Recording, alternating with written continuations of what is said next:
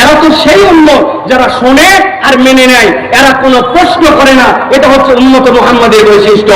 মুফাসসিরিনে কেরাম ব্যাখ্যা করছেন এই আয়াতে কারিমার আলোকে এই উম্মতের মৌলিক বৈশিষ্ট্য কি। এই উম্মতের মৌলিক বৈশিষ্ট্য হচ্ছে ঐক্য। এই উম্মতের মৌলিক বৈশিষ্ট্য আমার কথা নয়, আল্লাহ রাব্বুল আলামিনের নবী সাল্লাল্লাহু আলাইহি ওয়াসাল্লাম বলেন, ইন্নাল্লাহা ইয়ারদা লাকুম সালাসান, ও দুনিয়ার মানুষ জেনে রাখো, আল্লাহ রাব্বুল আলামিন তিনটা জিনিস পছন্দ করেন। একসাথে সমস্বরে একটা মুখ বন্ধ না করে একসাথে বলতে হবে, আল্লাহ রাব্বুল আলামিন কয়টা জিনিস এই উম্মত থেকে পছন্দ করেন? একসাথে বলেন কয়টা? তিনটা। মুখস্থ করেন। এক নম্বরে আনতা'বুদুহু ওয়া লা তুশরিকু বিহি শাইআ, আল্লাহ পছন্দ করেন উম্মতে মুহাম্মাদি আল্লাহ ছাড়া কারো ইবাদত করবে না, আল্লাহর সাথে কাউকে শিরিক করবে না। এটা এক নম্বরে। দুই নম্বরে ওয়ান তা'তাসিমু বিহাবলিল্লাহি জামিআ, এই উম্মত আল্লাহর রজ্জুকে কোরআন সুন্নাহকে একেবারে দাঁত দিয়ে কামড়ায় ধরার মতো ধরে একতাবদ্ধ থাকবে, এটা আল্লাহ পছন্দ করেন। আর তিন নম্বরে ওয়ান তুনাসিহু, তোমরা এই উম্মতে আল্লাহ এবং আল্লাহ রাসূলের নির্দেশ অনুযায়ী উম্মত সব সময় একজন আরেকজনকে নসিহত করবে। আমাদের দ্বীন হচ্ছে নসিহা। অতএব এই উম্মতের বৈশিষ্ট্য হচ্ছে ঐক্যবদ্ধ থাকা, আর ঐক্যের ভিত্তি হবে আল্লাহর সাথে কাউকে শরীক করি না, ইবাদত করি একমাত্র আল্লাহর। বলবো একটা কথা সামনে আর পিছনে করবো আরেকটা, এটা ইমানদারের বৈশিষ্ট্য হবে না। যে ইমানদার মসজিদে আল্লাহর দ্বীনকে মানে, যে ইমানদার জানাজায় আল্লাহর ইসলামকে মানে, যে ইমানদার ওই যাকাতের ইসলামকে আল্লাহর মানে, ওই ইমানদার যদি এটা বিশ্বাস না করে যে আল্লাহর তো বিধান অনুযায়ী এই সমাজ চলতে পারে, রাষ্ট্র চলতে পারে, চোরের বিচার হতে পারে, তাহলে ওই ইমানদারের কখনো ঈমান পূর্ণ হয় নাই। ঠিক না? আমাদের অনেক ধান্দাবাজ আছে, এই ধান্দাবাজরা দেখবেন একটা কথা আমি সবসময় বলি, আমরা বলি আমানতু বিল্লাহি ওয়া মালাইকাতিহি ওয়া কুতুবিহি, এইটা বলছি তো আমরা না ভাই? বলেন তো ভাই, ওয়া কুতুবিহি মানে কি? হ্যাঁ, ভালো করে বুঝে বলেন, কুতুবিহি মানে কি? একটা লোক কোরআনুল কারীমের অর্ধেকটা পুরোপুরি কবুল করছে আর বাকিটার ব্যাপারে বলছে কিছু কথা আছে, 50% মুসলমান, তাহলে তাই তো নাকি? আরেকজন পুরাটাই শেষ করছে শুধু সূরা নাস, অল্প একটুখানি, ওইটার এখন আলোচনাটা ওর বোঝা হয় নাই, 99.99% মুসলমান, তাই তো নাকি? কত পার্সেন্ট? 0%। প্রিয় ভাইরা, ভালো করে মনে রাখবেন, আমরা বলছি আমানতু বিল্লাহি ওয়া মালাইকাতিহি ওয়া কুতুবিহি, আল্লাহর আইন বিধান যেটা আমার মাথায় ধরে সেটাও স্বীকার করি, যেটা আমার মাথায় ধরে না ওটাও স্বীকার করি, তবেই সে মুসলমান। তাছাড়া ওই মুসলমানের দাম আল্লাহর কাছে নাই। ঠিক না? বাঁচার একটা উপায় আছে, আপনারা যদি বলেন তাহলে বলে দিতে পারি। সবাই রাজি হওয়া লাগবে, আর যাওয়ার সময় 10 টাকা করে হাদিয়া দেওয়া লাগবে। হুজুর খুচরা নাই, তাই না? দেখেন, যদি পছন্দ হয় তাহলে দিয়েন, না পছন্দ হলে দিয়েন। আমি এটা বুদ্ধি বার করছি, এখন থেকে আমরা আমানতু বিল্লাহি ওয়া মালাইকাতিহি ওয়া কুতুবিহি ওয়া রাসূলিহি এইটা না বলে আমরা সিস্টেম করে আগেই বলে নিব আমানতু বিল্লাহি ওয়া মালাইকাতিহি ওয়া কিছু কিছু কুতুবি। অথবা আমরা বলবো আমানতু বিল্লাহি ওয়া মালাইকাতিহি ওয়া যদ্দুর বুঝি তদ্দুর কুতুবি। কবরে যে ফেরেশতা বলছে, কি ব্যাপার, তোমার কিতাব কোনটা? বলে আমি আগেই বলে আসছিলাম যদ্দুর বুঝি তদ্দুর কুতুবি। ইন্নাল হামদুলিল্লাহ আলহামদুলিল্লাহি নাহমাদুহু ওয়া নাস্তাঈনুহু ওয়া নাস্তাগফিরুহু ওয়া নু'মিনু বিহি ওয়া নাতাওয়াক্কালু আলাইহি ওয়া নাউযু বিল্লাহি মিন শুরুরি আনফুসিনা ومن سيئات أعمالنا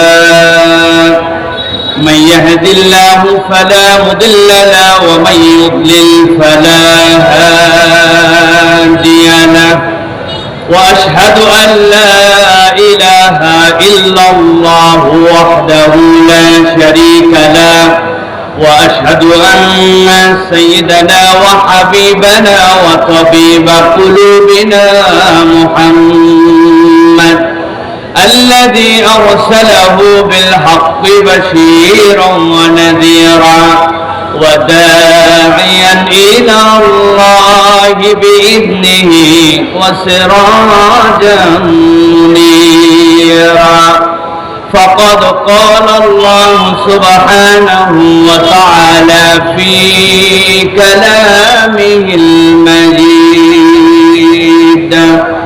وفي فرقان الحميد أعوذ بالله من الشيطان الرجيم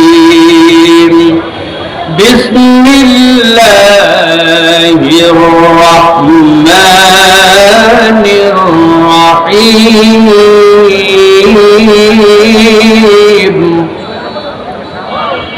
واعتصموا بحبل الله جميعا ولا تفرقوا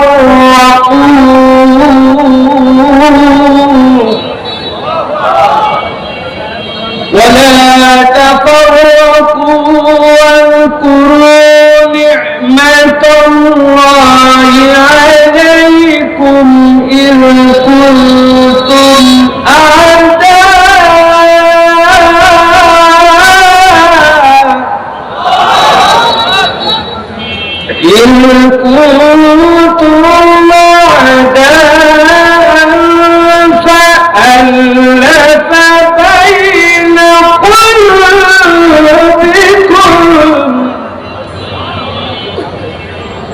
فألف بين قلوبكم فأصبحتم بنعمته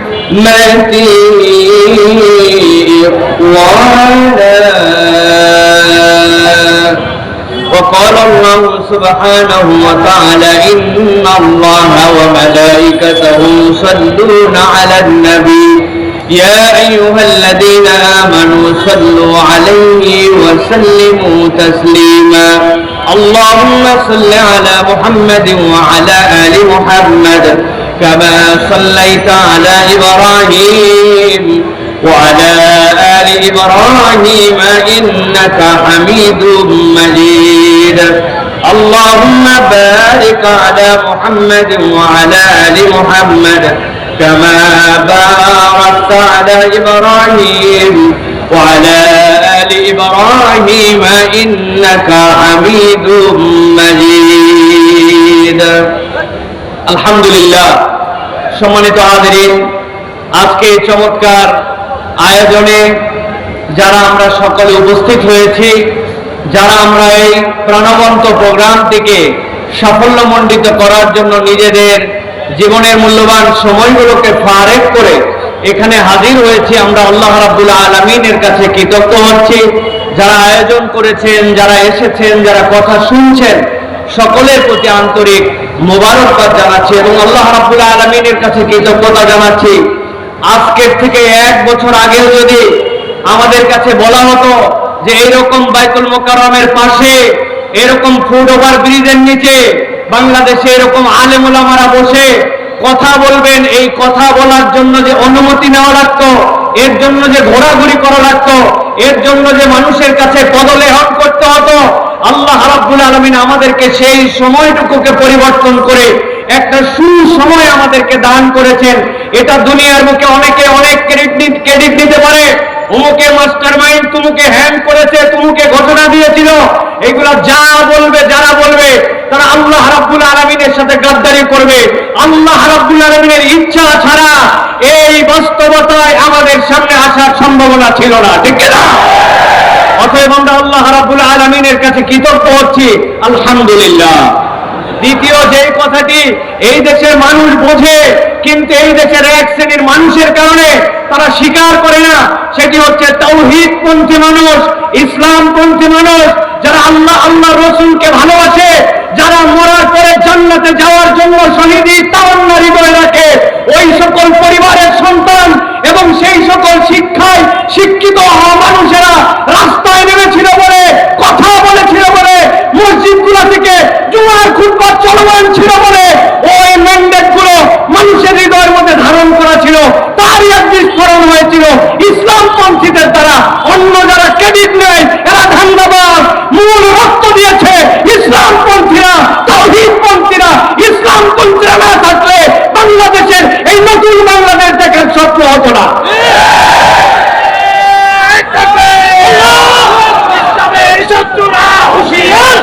আমি সংক্ষিপ্ত সময় আমি আপনাদের কাছে গরম কোনো কথা বলতে চাই না, শুধু বাস্তবতার আলোকে আপনাদের কাছে বলতে চাই, আজকে আমাকে একটা নির্ধারিত পয়েন্টের উপরে সংক্ষিপ্ত সময় কিছু কথা বলার জন্য আমাকে নির্দেশনা দেওয়া হয়েছে। প্রিয় ভাইয়েরা, গরম বক্তব্য আমরা শুনি, মুহূর্তের মধ্যে গরম করে ফেলতে পারি আমরা, এটা আমাদের সামগ্রিকভাবে স্পিরিটকে ধারণ করে না। যদি আমরা হৃদয় থেকে ইসলামের একটা চেতনা লালন না করি, তাহলে আমাদের মধ্যে ডান বাম সামনে পিছনে উপর নিচ বিভিন্ন দিক থেকে ষড়যন্ত্র আসবে, শয়তানের বাধা আসবে, আমরা সেই সময় টিকে থাকতে পারবো না। এই জন্য আজকে আমাদের আলোচ্য বিষয় সংক্ষিপ্ত সময়ে, সেটি হচ্ছে দ্বীনের বিষয়ে আমাদের ঐক্যবদ্ধ থাকার গুরুত্ব এবং পদ্ধতি কি হবে। এখানে একজন লোক যদি হাত তুলে আমাকে বলেন যে হুজুর, দ্বীনের বিষয়ে, ইসলামের বিষয়ে, ঈমানের বিষয়ে, তাওহীদের বিষয়ে, আল্লাহ রাসূলের বিষয়ে আমাদেরকে ঐক্যবদ্ধ থাকতে হবে, এই ঐক্যবদ্ধ থাকার প্রয়োজন নাই, অথবা ঐক্যবদ্ধ থাকতে হবে, এইটা আমি বুঝি না। আমি বিশ্বাস করি এখানে একজন লোক নয় যে বলবে যে ঐক্যবদ্ধ থাকার দরকার নাই, এরকম কোন লোক আছে ভাই? একটু আওয়াজ দিয়েন ভাইজান, আছে ভাই? নাই। কিন্তু আমার যে বিষয়টি আপনাদের কাছে উপস্থাপনে সংক্ষিপ্ত সময়ে 6টা পয়েন্টের আলোকে করতে চাই, সেটি হচ্ছে ঐক্যবদ্ধ থাকার গুরুত্ব আমরা বুঝি, কিন্তু ঐক্যবদ্ধ থাকবো কেমনে? আমাদের মধ্যে তো মুহূর্তে ফাটল ধরে যায়, অমুকে অমুকের কাছে বিক্রি হয়ে যায়, তুমুকে তমুকের কাছে বিক্রি হয়। এই দেশে কথা আছে, আগের রাত্রে 1 কাপ চা আর একটা বিড়ির কাছে বাঙালি তার ভোট বিক্রি করে দেয়, ঠিক না? এই জন্য আমরা বলতে চাই প্রিয় ভাইয়েরা, দ্বীনপন্থী মানুষেরা, ইসলামপন্থী মানুষেরা যদি এইটা অনুভব করে কেমনে আমরা ঐক্যবদ্ধ থাকবো, তাহলে আমাদের জন্য এই কার্যকারণগুলা খুঁজে খুঁজে যদি গ্যাপ আসে, সেইটার বাহিরে আমাদের নিজেদের পথ চলাকে আমরা তখন মসৃণ করে নিতে পারবো। ছোট্ট একটা উদাহরণ দিয়ে আপনাদের কাছে কথাই দেখি। আপনি যদি জানেন এই রাস্তাটিতে আপনি রওনা হয়েছেন, সামনে রাস্তার কনস্ট্রাকশনের কাজ চলতেছে, ওই জায়গায় একটা গর্ত আছে, কিছু দূর যাওয়ার পরে রাস্তার মুখটা চিকন হয়ে গেছে, আপনার টাইমটা বেশি লাগবে। আপনার কাছে যদি এই তথ্যগুলি জানা থাকে, তাহলে আপনি রাস্তা নির্বাচনের সময় আপনি বুঝে সুঝে হাঁটবেন। এখন শয়তান আমার জন্য কোন কোন ঘাটিতে ফাঁক পেতে রেখেছে, আমি আল্লাহকে পছন্দ করি, রসুলকে পছন্দ করে, ইসলামকে পছন্দ করে, কিন্তু আমি ফাঁক চিনি না। এখন আমাদের অবস্থা হয়ে গেছে, আমরা সকলেই একটা ঝুলের মধ্যে চলতেছি, কিন্তু ডেপথলি আমাদের এই বিষয়গুলো আমরা অনুভব করছি না। আমি এই জন্য খুব সংক্ষিপ্ত সময়ে আপনাদের কাছে 6টা পয়েন্ট বলবো, সর্বোচ্চ হয়তো 3-6-18 মিনিট লাগতে পারে, আমার সময়ের মধ্যে আমি ইনশাল্লাহ শেষ করে দিব। 1 নম্বর প্রিয় ভাইরা যে বিষয়টি, সেটি হচ্ছে আল্লাহ রাব্বুল আলামিন সূরা আলে ইমরানের 103 নম্বর আয়াত, যেটা আমি তেলাওয়াত করেছি, সেখানে ঐক্যবদ্ধ থাকার গুরুত্বের কথা বলেছেন। এটা আমরা সকলেই কম বেশি জানি, ওয়াতাসিমু বিহাবলিল্লাহি জামিআন ওয়ালা তাফাররাকু, এটা আল্লাহর কথা। কিন্তু এর পরের আয়াতে কারিমার সাথে আল্লাহ রাব্বুল আলামিন 4টা দিকের কথা মুসলমানদের জন্য উল্লেখ করেছেন।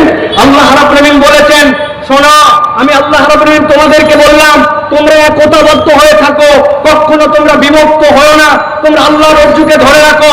তবে জেনে রাখো, ওয়াসকুরু নি'মাতাল্লাহি আলাইকুম, তোমার এই একতা থাকবে না যদি তুমি আল্লাহ রাব্বুল আলামিনের নিয়ামতের কৃতজ্ঞতা আদায় না করো। আমরা বিগত 1 বছরের বাংলাদেশে আমরা দেখতে পাই, যখনই বিপদে পড়ে, যখনই ইন্টারিমের নানান ধরনের ঝামেলায় পড়ে, তখনই একদল ইসলামপন্থীদেরকে কাছে নেওয়ার জন্য তখন একতার ঘোষণা দেয়। আবার বিপদ কেটে গেলে ইসলামপন্থীর হুজুরদেরকে পছন্দ হয় না। এটা আপনারা দেখেছেন না? এটার কারণ কি? এটার কারণ হচ্ছে আল্লাহ রাব্বুল আলামিনের নিয়ামতের শুকরিয়া নাই। যেই বান্দারা আল্লাহ রাব্বুল আলামিনের নিয়ামতের কৃতজ্ঞ হবে না, ওই বান্দাদের মুখ দিয়ে ফেক একতার কথা আসবে, মূল একতা তাদের মধ্যে থেকে আসবে না। আল্লাহ রাব্বুল আলামিন এরপরে বলেছেন, ইজ কুনতুম আদান ফাআল্লাফা বাইনা কুলুবিকুম ফাসবাহতুম বিনি'মাতিহি ইখওয়ানা। আমার সাথে আপনার অন্তরের জোর, আমার সাথে আপনার অন্তরের ভালোবাসা, এইটা মানুষের হাতে অন্তরের নিয়ন্ত্রণ নাই, অন্তরের নিয়ন্ত্রণ করতে আল্লাহ। বান্দা যদি ইন্টেনশন রাখে যে আমি এক এবং নেক হয়ে চলবো, তাহলে অন্তরকে জুড়াই দিতে পারেন আল্লাহ। অতএব আল্লাহ রাব্বুল আলামিনের কাছে নিজেকে ন্যস্ত না করলে, নিজের নিয়তকে পরিষ্কার না করলে, নিজের ডেস্টিনেশন কোন জায়গায় এটা যদি ক্লিয়ার না থাকে, তাহলে দুনিয়ার পদ পদবি, লোভ, স্বার্থ এইগুলোর জন্য সাময়িক ঐক্য হতে পারে, কিন্তু মৌলিক ঐক্য কখনো হবে না। এই জন্য আপনার নিয়তকে সবার আগে বিশুদ্ধ করতে হবে। আমরা খোলাফায়ে রাশিদিনের সেই খেলাফতকে এই দেশের মধ্যে দেখতে চাই। আমরা আল্লাহ রাসূলের আইন অনুযায়ী দেশের প্রতিটা ঘর শাসিত হবে সেইটা দেখতে চাই। আল্লাহ রাসূলের অনুশাসনের নিয়ম অনুযায়ী এই দেশ শাসিত হবে এই স্বপ্ন দেখতে চাই। হতে পারে সেটা 5 বছর পরে, হতে পারে সেটা 500 বছর পরে, কিন্তু ইমানদারের ইন্টেনশন যদি পরিষ্কার হয়, আল্লাহ রাব্বুল আলামিন তার কাজের মধ্যে বরকত দিবেন, ঠিক কি না? অতএব এইটা হচ্ছে একটা গুরুত্বপূর্ণ জিনিস প্রিয় ভাইরা। আমি এই জন্য আপনাদের কাছে এই প্রথম পয়েন্টে বলবো, প্রিয় ভাইরা, আল্লাহ রাব্বুল আলামিনের রজ্জুকে আঁকড়ায় ধরতে হবে। আল্লাহ রাব্বুল আলামিনের রজ্জুকে আঁকড়ানোর ক্ষেত্রে দুইটা জিনিসকে গুরুত্ব দিতে হবে। অন্তরের মালিক আল্লাহ, আর আল্লাহর নিয়ামতের কৃতজ্ঞতা আদায়। বান্দা যদি আল্লাহর নিয়ামতের কৃতজ্ঞতা আদায় করে আর এই অন্তর আল্লাহ ঠিক করে দিতে পারেন, এই নিয়তকে সামনে রেখে নিয়ত সহি করে চলে, তাহলে আমাদের ঐক্য টিকে থাকবে। নচেত নানান ঢেউ আর বাতাসে এসে আমাদের ঐক্যকে খেয়ে ফেলতে পারে। প্রিয় ভাইয়েরা, আমরা যদি দেখি ঐক্য করার উপায় কি, আমাদের সালফে সালেহিনরা বলেছেন 5টা বিষয়ের উপর আমাদের ঐক্য হতে পারে। কয়টা বলেছি? সবাইকে বলতে হবে কয়টা? 5টা। ভালো করে খেয়াল করেন। 1 নম্বর, আকীদা এবং মৌলিক বিষয়ে আমাদেরকে সব সময় এক হয়ে থাকতে হবে। 2 নম্বরে, আল্লাহ এবং তার রাসূল সাল্লাল্লাহু আলাইহি ওয়াসাল্লামের কথাকে প্রাধান্য দিতে হবে। আল্লাহ রাসূলের কথার উপরে আপনার কোনো বক্তব্য থাকতে পারে না। আল্লাহ এবং তার রাসূলের কথাই শেষ কথা, এইটার উপরে আমাদের ঐক্যে আসতে হবে। 3 নম্বরে, প্রিয় ভাইয়েরা, পরস্পরের ভুল ক্ষমা করা এবং খুঁত না ধরা। আমরা কেউ একটু কিছু করলে তার ভুলকে বড় করে হাইলাইট করে দেই, ছোট্ট একটু বিষয়কে ফুলায়া ফাঁপায় আমার স্বার্থের বিরুদ্ধে গেলে ব্যাপক করে দেখায়। ভুলকে বড় করে দেখানো যাবে না, এটা শয়তানের ধোঁকা। 4 নম্বর যেটা বলবো, উম্মার বৃহত্তর স্বার্থকে আপনার সবসময় প্রাধান্য দিতে হবে।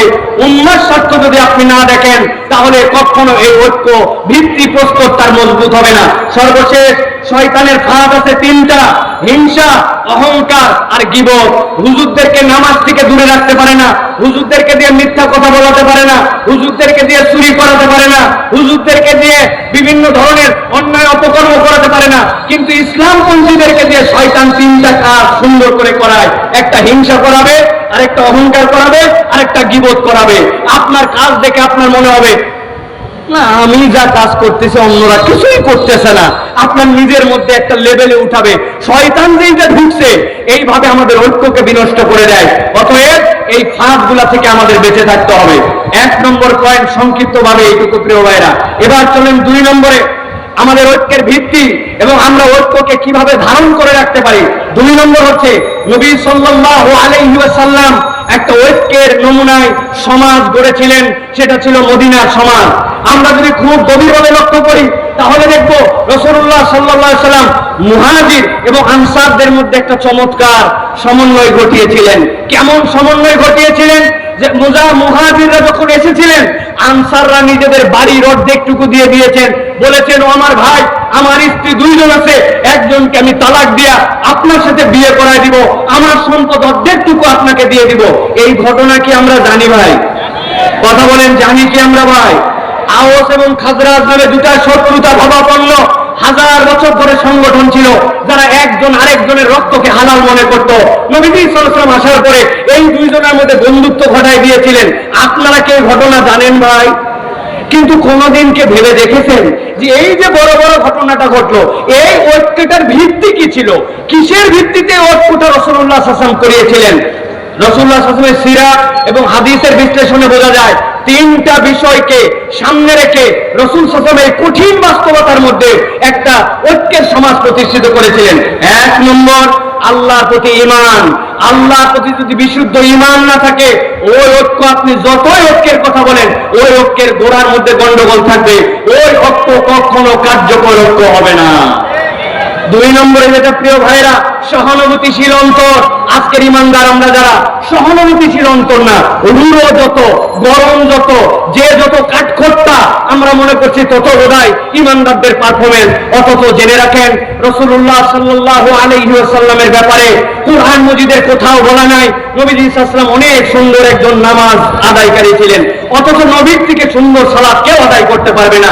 নবীজির ব্যাপারে পুরা কোরআনে কোথাও বলা নাই নবীজি খুব সুন্দর যাকাত আদায়কারী ছিলেন, অথচ নবীর থেকে বেশি দান সাদাকাকারী কেউ ছিল না। নবীজি সাল্লাল্লাহু আলাইহি ওয়াসাল্লাম বলেছেন খুযু আন্নী মানাসিকাকুম, আমার থেকে হজ শিখো, অথচ কোরআনে কোথাও প্রশংসা করা হয় নাই আল্লাহর নবী খুব ভালো হজ করেছেন, অথচ রাসূলুল্লাহ সাল্লাল্লাহু আলাইহি ওয়াসাল্লামের সুন্দর হজ কিয়ামত পর্যন্ত আর কেউ করতে পারবে না। কিন্তু নবীজির একটা বিষয় নিয়ে কোরআনে প্রশংসা করা হয়েছে, ইন্নাকা লাআলা খুলুকিন আযীম, আমার নবী ছিলেন মহান চরিত্রের উপর অধিষ্ঠিত। আজকের মুসলমান নামাজি, আজকের মুসলমান হাজী, আজকের মুসলমান টুপিওয়ালা, আজকের মুসলমান ওজিফাওয়ালা, কিন্তু আজকের মুসলমানের আখলাক আমাদের সুন্দর নয়। অতএব নবীজির ওই ঐক্যের ভিত্তি ছিল সহানুভূতিশীল একটা অন্তর। প্রত্যেককে আমাদের সহানুভূতিশীল অন্তরের মালিক হতে হবে।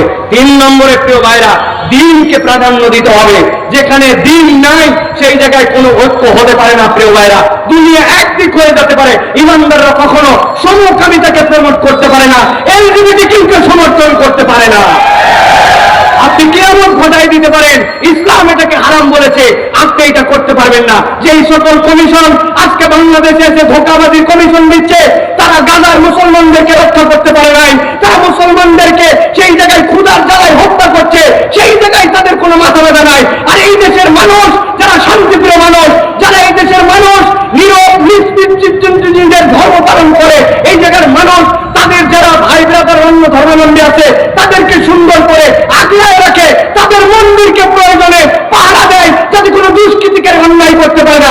এই জায়গায় মানবাধিকার কমিশন ফলাতে আসছে, তারা দুনিয়ায় মানবাধিকার দেখতে পায় না। এই বিষয়ে ইমানের প্রশ্ন, এটাতে ইমানদার কখনো এক হতে পারে না, ঠিক না প্রিয় ভাইরা? অতএব বলবো দুই নম্বর বিষয় এটা, যে আমাদেরকে মনে রাখতে হবে নবীজি সাল্লাল্লাহু আলাইহি ওয়াসাল্লামের আদর্শ হবে আমাদের ঐক্যের ভিত্তি। মনে থাকবে এটা, দুনিয়ার কোন আদর্শ আমাদের ঐক্যবদ্ধের ভিত্তি হতে পারে না। এই ভিত্তিতে ঐক্য হলে, এই ঐক্য আল্লাহ রাব্বুল আলামিন ফাআল্লাফা বাইনা কুলুবিকুম, আল্লাহ অন্তরের মধ্যে জুড়াই দিবেন, শয়তান আর ওখানে ঢুকতে পারবে না ইনশাআল্লাহ। এটা হলো দুই নম্বর প্রিয় ভাইরা। নবী করিম সাল্লাল্লাহু আলাইহি ওয়াসাল্লামের একটা হাদিস বলি, আপনারা জানেন, বুখারীর হাদিস। আল্লাহ নবী বলছেন আল মুমিনু লিল মুমিনি কাল বুনিয়ান ইয়াশুদ্দু বা'দাহু বা'দা, একটা বিল্ডিং যেরকম ইটের পরে ইট গেঁথে তারপরে সেটা একটা স্ট্রাকচারে দাঁড়ায়, একটা মুমিন আরেকটা মুমিন হচ্ছে এরকম বুনিয়ান। কোন একটা মুমিনকে বাদ দিয়ে আপনি মনে করবেন যে আমি একা একা জান্নাতে চলে যাব, এইটা মুমিনের চরিত্র হতে পারে না। অতএব প্রত্যেকটা মুমিনের সাথে সহানুভূতিশীল হৃদয় নিয়ে তার প্রতি আমার ভালোবাসা রাখতে হবে। এইটা হবে আমার ঐক্য টিকিয়ে রাখার অন্যতম একটা দর্শন। তিন নম্বরে প্রিয় ভাইরা, সমাজে যদি ঐক্য না থাকে তাহলে আমাদের কি হতে পারে একটু ভালো করে খেয়াল করেন প্রিয় ভাইয়েরা। আল্লাহ রাসূল সাল্লাল্লাহু আলাইহি ওয়াসাল্লাম ঐক্য প্রতিষ্ঠা করলেন, এরপরে সমাজ একটা সুন্দর সমাজের দিকে গেল। আল্লাহ রাব্বুল আলামিন কোরআনুল কারীমে সূরা আনফালের 46 নম্বর আয়াত, এই আয়াতের মধ্যে আল্লাহ রাব্বুল আলামিন দুনিয়ার মানুষকে বলতেন, শোনো, যদি তোমরা ঐক্যের মধ্যে ফাটল ধরাও, ইমানদারদের মধ্যে যদি ফাটল ধরাও, তাহলে তোমাদের সমাজের মধ্যে তিনটা মহামারী, তিনটা সমস্যা তোমাদের মধ্যে আসবে। সূরা আনফাল 46 নম্বর আয়াত, আল্লাহ বলছেন ওয়ালা তানাজাউ ফাতাফশালু ওয়া তাযহাবা রিহুকুম। আল্লাহ রাব্বুল আলামিন বলছেন কোরআনুল কারীমের মধ্যে যদি কোনো বান্দারা নিজেদের মধ্যে বিভেদ ঘটায়, এই বিবাদে জড়ায় পড়ে, তাহলে তিনটা সমস্যা তাদের মধ্যে হবে। এক নম্বরে কি হবে? তারা ব্যর্থ হয়ে যাবে। দুই নম্বরে কি হবে? শক্তি তাদের চলে যাবে। তিন নম্বরে কি হবে? ওই সমাজের মধ্যে রহমত থাকবে না। নবীজি সাল্লাল্লাহু আলাইহি ওয়াসাল্লাম হাদিসের মধ্যে বলেছেন ইয়াদুল্লাহি মাআল জামাআহ, তোমরা যতক্ষণ পর্যন্ত এক হয়ে থাকবা, তুমি দেখতে পাও তোমার একতার শক্তি, তোমার চোখে ওটা পরিষ্কার হবে না। তোমার চোখে পরিষ্কার হবে না, কেননা আল্লাহ রাব্বুল আলামিন এই জামাতের উপরে আল্লাহর হাতকে রেখেছেন। প্রিয় ভাইরা, লিবিয়ায় বিখ্যাত যুদ্ধ হচ্ছিল ফ্রান্সের সাথে। ওই ফ্রান্সের যুদ্ধে লিবিয়ায় মুজাহিদদের সাথে পারছিল না তারা। এক পর্যায়ে ফ্রান্স সিদ্ধান্ত নিল সম্মুখ সমরে মুজাহিদিনদের সাথে পারা যায় না। তারা তখন উপর থেকে হেলিকপ্টার গানশিপ দিয়ে হত্যা করার সিদ্ধান্ত নিল। মুজাহিদদের আমিরের কাছে মুজাহিদরা যে বলল, আমিরুল মুজাহিদিন, সামনের গেরিলা যুদ্ধে তারা আমাদের সাথে পারে নাই, কিন্তু এখন তো আমাদের আর কিছু করার নাই। আমাদের অস্ত্রের রেঞ্জ যে পর্যন্ত, তার উপর দিয়ে তারা হেলিকপ্টার দিয়ে আমাদেরকে হত্যা করবে। আমিরুল মুজাহিদিন তাদেরকে জিজ্ঞাসা করেছিলেন তারা কিভাবে হত্যা করবে। বলবে উপর থেকে তারা গুলি করবে। বলছে কত উপর থেকে? বলে অনেক উপর থেকে। বলে আরে কত উপর থেকে? বলে আমাদের গুলির রেঞ্জ যেখানে নাই সেখান থেকে। আমিরুল মুজাহিদিন তাদেরকে বলেছিলেন, ও মুজাহিদেরা, ভালো করে বুঝে থাকলে বলো, তারা যত উপর থেকে গুলি করবে, এই গুলিটা কি আরশে আজিমের উপরে নাকি আরশে আজিমের নিচে? মুজাহিদরা বলছে আল্লাহ সুবহানাল্লাহ, কি বলেন আপনি? আল্লাহর আরশের উপরে সে কেমনে যাবে? তখন আমিরুল মুজাহিদিন তাদেরকে বলেছিলেন, তোমরা এক এবং নেক হয়ে থাকো, যেই আরশে আজিমের রবের উপরে কেউ উঠতে পারে না, তার বান্দারা যখন জমিনে থাকে, ইয়াদুল্লাহি মাআল জামাআহ, আল্লাহর হাত তাদের সাথে থাকে। এক থাকলে মুসলমানদেরকে কিয়ামত পর্যন্ত কেউ পরাজিত করতে পারবে না। কেন? আমাদের আরশে আজিমের রব হচ্ছেন আল্লাহ। প্রিয় ভাইয়েরা, প্রিয় ভাইয়েরা, এই জন্য আমি বলবো, সংখ্যায় আমরা কম হতে পারি, লোকজন আমাদেরকে বলতে পারে কোথায় তোমাদের লোক? আমাদের লোক বেশি দরকার নাই। ইমানদাররা কখনো অস্ত্রের বলে জিতে নাই। ইমানদারদের সাথে একটা বল ছিল, সেটা হচ্ছে ইমানি বল। যতক্ষণ পর্যন্ত আমরা এই ঐক্যবদ্ধতার স্বপ্ন নিয়ে সীমিত স্বার্থকে ত্যাগ করে এক থাকবো, এই ইমানের বল দিয়েই মুসলমানরা বিজয়ী হবে ইনশাআল্লাহ। প্রিয় ভাইয়েরা, এটা গেল 3 নম্বর পয়েন্ট। সংক্ষিপ্ত ভাবে এবার চতুর্থ যে বিষয়টা আপনাদের কাছে বলবো, প্রিয় ভাইয়েরা, এই উম্মাহ, যে উম্মার ব্যাপারে আল্লাহ রাব্বুল আলামিন কোরআনুল কারীমের মধ্যে ছোট্ট 2টা শব্দে প্রশংসা করেছেন। কি প্রশংসা? সামি'না ওয়া আতা'না। এরা তো সেই উম্মত যারা শোনে আর মেনে নেয়, এরা কোনো প্রশ্ন করে না। এটা হচ্ছে উম্মত মুহাম্মাদের বৈশিষ্ট্য। মুফাসসিরিনে কেরাম ব্যাখ্যা করছেন এই আয়াতে কারিমার আলোকে এই উম্মতের মৌলিক বৈশিষ্ট্য কি? এই উম্মতের মৌলিক বৈশিষ্ট্য হচ্ছে ঐক্য। এই উম্মতের মৌলিক বৈশিষ্ট্য আমার কথা নয়, আল্লাহ রাব্বুল আলামিন নবী সাল্লাল্লাহু আলাইহি ওয়াসাল্লাম বলেন, ইন্নাল্লাহা ইয়ারদা লাকুম সালাসান। ও দুনিয়ার মানুষ, জেনে রাখো, আল্লাহ রাব্বুল আলামিন 3টা জিনিস পছন্দ করেন। একসাথে সমস্বরে একটা মুখ বন্ধ না করে একসাথে বলতে হবে, আল্লাহ রাব্বুল আলামিন কয়টা জিনিস এই উম্মত থেকে পছন্দ করেন? একসাথে বলেন, কয়টা? 3টা মুখস্থ করেন। 1 নম্বরে, আন তা'বুদুহু ওয়া লা তুশরিকু বিহি শাইআ। আল্লাহ পছন্দ করেন উম্মতে মুহাম্মাদি আল্লাহ ছাড়া কারো ইবাদত করবে না, আল্লাহর সাথে কাউকে শিরিক করবে না। এটা 1 নম্বরে। 2 নম্বরে, ওয়ান তা'তাসিমু বিহাবলিল্লাহি জামিআ। এই উম্মত আল্লাহর রজ্জুকে, কোরআন সুন্নাহকে একেবারে দাঁত দিয়ে কামড়ায় ধরার মতো ধরে একতাবদ্ধ থাকবে, এটা আল্লাহ পছন্দ করেন। আর 3 নম্বরে, ওয়ান তুনাসিহু। তোমরা এই উম্মতে আল্লাহ এবং আল্লাহ রাসূলের নির্দেশ অনুযায়ী উম্মত সব সময় একজন আরেকজনকে নসিহত করবে। আমাদের দ্বীন হচ্ছে নসিহা। অতএব এই উম্মতের বৈশিষ্ট্য হচ্ছে ঐক্যবদ্ধ থাকা, আর ঐক্যের ভিত্তি হবে আল্লাহর সাথে কাউকে শরীক করি না, ইবাদত করি একমাত্র আল্লাহর। বলবো একটা কথা সামনে আর পিছনে করবো আরেকটা, এটা ইমানদারের বৈশিষ্ট্য হবে না। যে ইমানদার মসজিদে আল্লাহর দ্বীনকে মানে, যে ইমানদার জানাজায় আল্লাহর ইসলামকে মানে, যে ইমানদার ওই যাকাতের ইসলামকে আল্লাহর মানে, ওই ইমানদার যদি এটা বিশ্বাস না করে যে আল্লাহর তো বিধান অনুযায়ী এই সমাজ চলতে পারে, রাষ্ট্র চলতে পারে, চোরের বিচার হতে পারে, তাহলে ওই ইমানদারের কখনো ইমান পূর্ণ হয় নাই। ঠিক না? আমাদের অনেক ধান্দাবাজ আছে। এই ধান্দাবাজরা দেখবেন, একটা কথা আমি সবসময় বলি, আমরা বলি আমানতু বিল্লাহি ওয়া মালাইকাতিহি ওয়া কুতুবিহি। এইটা বলছি তো আমরা না ভাই? বলেন তো ভাই, ওয়া কুতুবিহি মানে কি? হ্যাঁ, ভালো করে বুঝে বলেন, কুতুবিহি মানে কি? একটা লোক কোরআনুল কারীমের অর্ধেকটা পুরোপুরি কবুল করছে, আর বাকিটার ব্যাপারে বলছে কিছু কথা আছে, 50% মুসলমান, তাহলে তাই তো নাকি? আরেকজন পুরাটাই শেষ করছে শুধু সূরা নাস, অল্প একটুখানি, ওইটার এখন আলোচনাটা ওর বোঝা হয় নাই। 99.99% মুসলমান, তাই তো নাকি? কত পার্সেন্ট? 0%। প্রিয় ভাইরা, ভালো করে মনে রাখবেন, আমরা বলছি আমানতু বিল্লাহি ওয়া মালাইকাতিহি ওয়া কুতুবিহি। আল্লাহর আইন বিধান যেটা আমার মাথায় ধরে সেটাও স্বীকার করি, যেটা আমার মাথায় ধরে না ওটাও স্বীকার করি, তবেই সে মুসলমান। তাছাড়া ওই মুসলমানের দাম আল্লাহর কাছে নাই। ঠিক না? বাঁচার একটা উপায় আছে, আপনারা যদি বলেন তাহলে বলে দিতে পারি। সবাই রাজি হওয়া লাগবে। আর যাওয়ার সময় 10 টাকা করে হাদিয়া দেওয়া লাগবে। হুজুর খুচরা নাই, তাই না?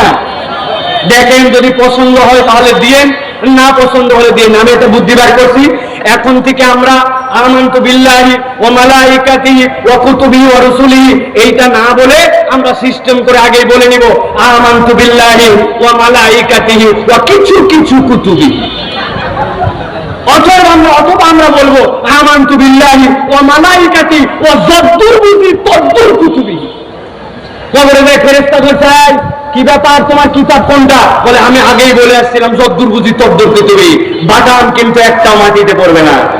অতএব ধানায় পানায় মুসলমান হয় না, কেবলমাত্র দাড়ি টুপি দিয়ে মুসলমান হওয়া যায় না, নামের আগে মোহাম্মদ থাকলে মুসলমান হওয়া যায় না, ঈদের নামাজে জাতীয় মসজিদে সামনের কাতারে বসলে মুসলমান হওয়া যায় না। মুসলমান হতে হলে আল্লাহর জন্য, আল্লাহর আইনে দেশ চলবে, পুরো পৃথিবী চলবে, এইটার প্রতি আপনার সমর্থন থাকতে হবে। এই সমর্থন না থাকলে মুসলমান হওয়া যায় না।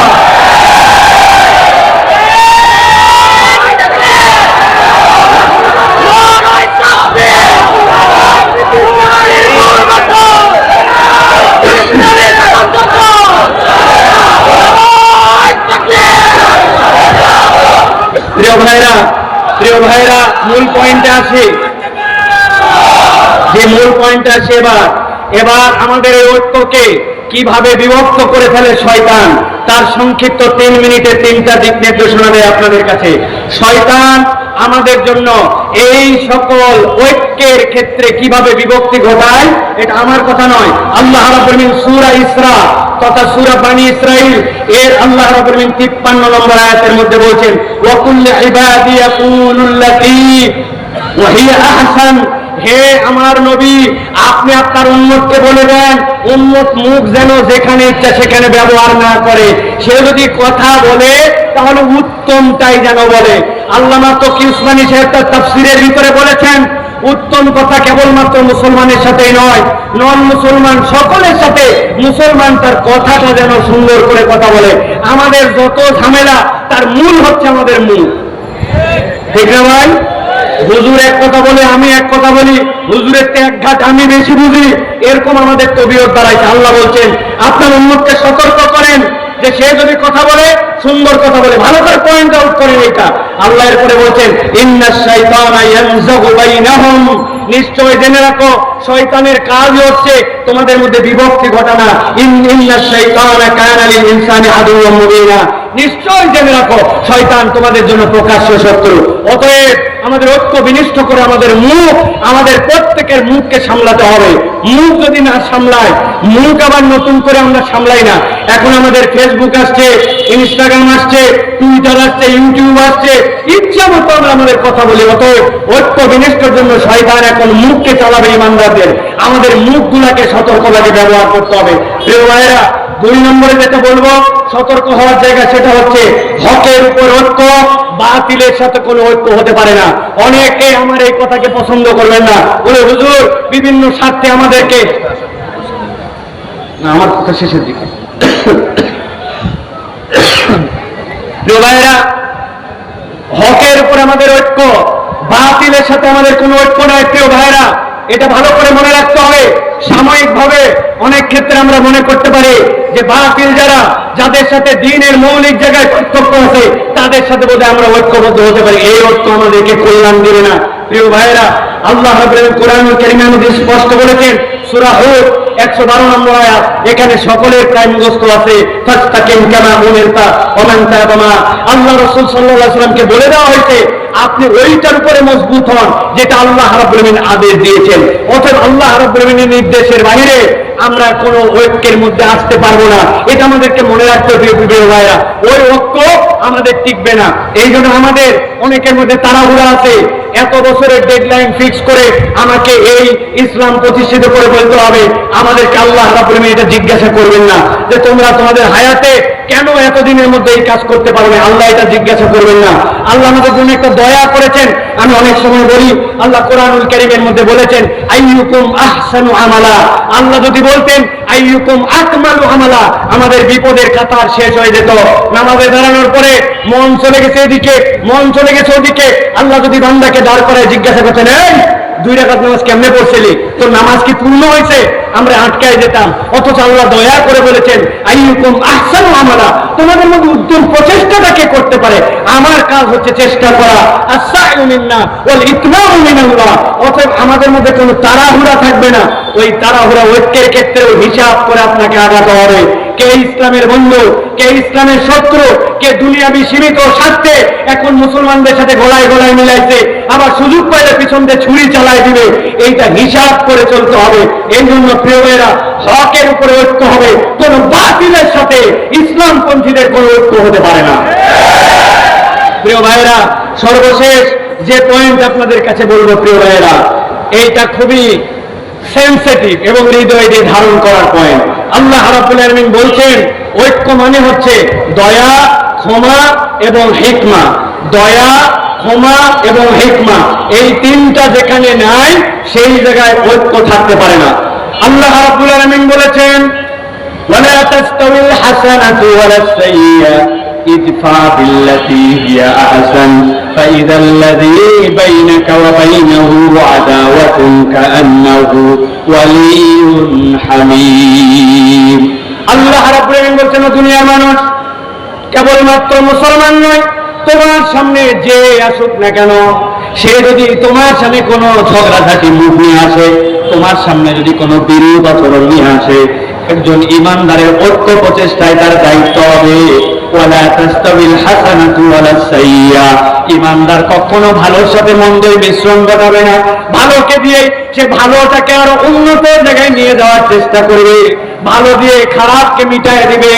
আল্লাহ রাব্বুল আলামিন বলছেন ইদফা বিল্লাতী হিয়া আহসান, কল্যাণ দিয়ে তোমাকে পরিবর্তন করতে হবে।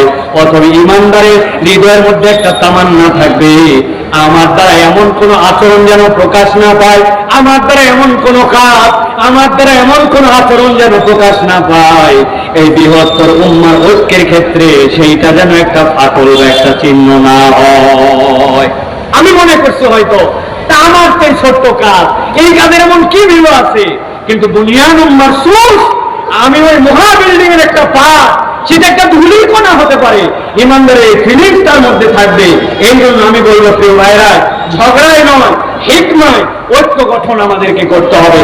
অতএব প্রিয় ভাইরা, আল্লাহ আমাদেরকে এই কথাগুলোর উপরে আমল করার তৌফিক দান করেন। হাযা মা ইনদি ওয়াল ইলমু ইনদাল্লাহ। সুবহানাকাল্লাহুম্মা বিহামদিকা আশহাদু